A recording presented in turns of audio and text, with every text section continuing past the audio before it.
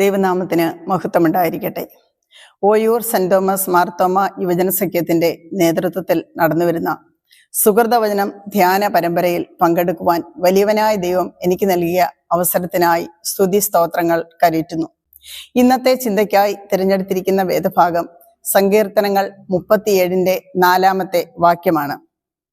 യഹോവയിൽ തന്നെ രസിച്ചുകൊള്ളുക, അവൻ നിന്റെ ഹൃദയത്തിലെ ആഗ്രഹങ്ങളെ നിനക്ക് തരും.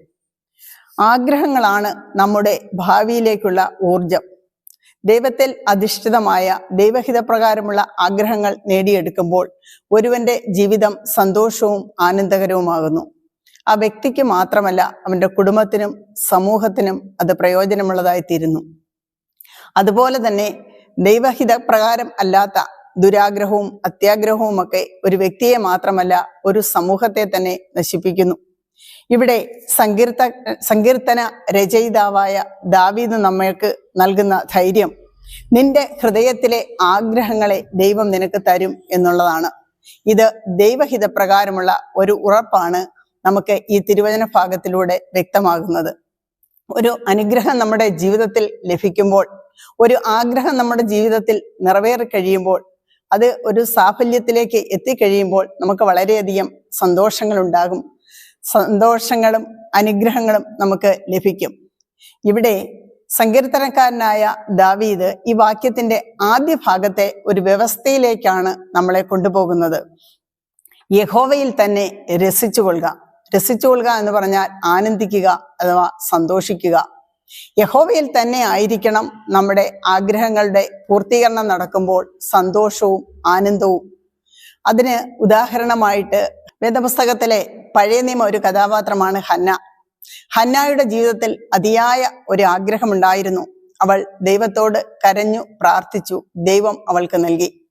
ആ ആഗ്രഹം അവളുടെ ജീവിതത്തിൽ ഒരു അനുഗ്രഹമായി ലഭിച്ചപ്പോൾ അവൾ ദൈവത്തിനാണ് മഹത്വവും മാനവും കരേറ്റിയത്.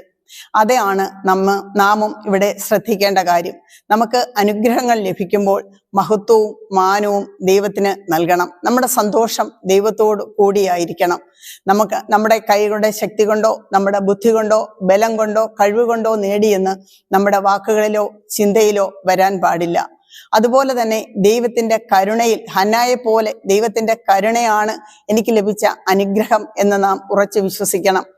ദൈവം എന്നെ സഹായിച്ചത് കൊണ്ടാണ്, ദൈവം എന്നെ സ്നേഹിച്ചത് കൊണ്ടാണ് എൻ്റെ ജീവിതത്തിൽ ഇത്രത്തോളം അനുഗ്രഹങ്ങൾ ലഭിച്ചു എന്ന ഓർമ്മയോടുകൂടി വേണം നാം ഭാവി ജീവിതത്തിലേക്ക് നമ്മുടെ ആഗ്രഹങ്ങളെ കരുപ്പിടിപ്പിക്കേണ്ടത്. നമ്മുടെ ഇന്നയോളം ഉള്ള ജീവിതത്തിൽ ധാരാളം ആഗ്രഹങ്ങൾ നമുക്ക് ദൈവം നൽകിയിട്ടുണ്ട്. ഇനി ഭാവിയിലേക്ക് ധാരാളം ആഗ്രഹങ്ങൾ നമുക്ക് ഉണ്ട് താനും. ഇവിടെ ഹന്ന നമ്മെ ഓർമ്മിപ്പിച്ചതുപോലെ നമ്മുടെ ജീവിതത്തിലെ അനുഗ്രഹങ്ങളും നന്മകളും ഒന്ന് തിരിഞ്ഞു നോക്കുമ്പോൾ ദൈവത്തിന് സ്തുതി സ്തോത്രങ്ങൾ കരയേറ്റുന്നതായിരിക്കണം.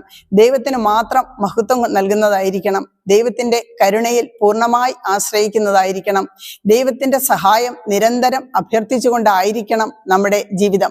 അപ്രകാരം ജീവിതം നയിക്കുന്ന ഒരു വ്യക്തിയെ സംബന്ധിച്ച് ദാവീദ് പറഞ്ഞതിവിടെ വാസ്തവമായി അനുഭവിപ്പാൻ കഴിയും. നിന്റെ ഹൃദയത്തിലെ ആഗ്രഹങ്ങളെ ദൈവം നിനക്ക് തരും. ഇപ്പോൾ നാം ഒരു നോമ്പുകാലത്തിലൂടെയാണ് കടന്നു പോകുന്നത്. നമ്മെ നടത്തിയ വിധങ്ങൾക്ക് നന്ദി പറഞ്ഞുകൊണ്ട് നമ്മുടെ ഭാവിയിലേക്ക് ദൈവത്തിനെ ഏൽപ്പിച്ചുകൊണ്ട് പോകുവാൻ നമുക്ക് എല്ലാവർക്കും കഴിയട്ടെ.